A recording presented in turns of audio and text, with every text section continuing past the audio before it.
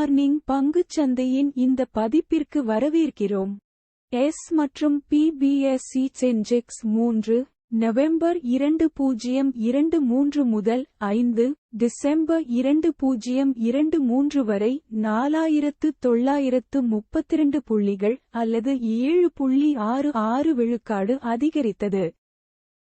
அதே காலகட்டத்தில் நிஃப்டி 1624 புள்ளிகள் அல்லது 8.44 விழுக்காடு பெற்றது. இப்போது சில சுவாரஸ்யமான மியூச்சுவல் ஃபண்ட் மற்றும் கடந்த மாதம் அவற்றின் வருமானத்தை மதிப்பாய்வு செய்வோம். Motilal Oswal SPBSE Enhanced Value ETF 16.05 விழுக்காடு வருமானங்களை வழங்கினார். இதோ சில நிதிகள் மற்றும் அவற்றின் கடந்த வாரம். Kotak Nifty PSU bank ETF 7.26 விழுக்காடு வருமானங்களை அளித்தது.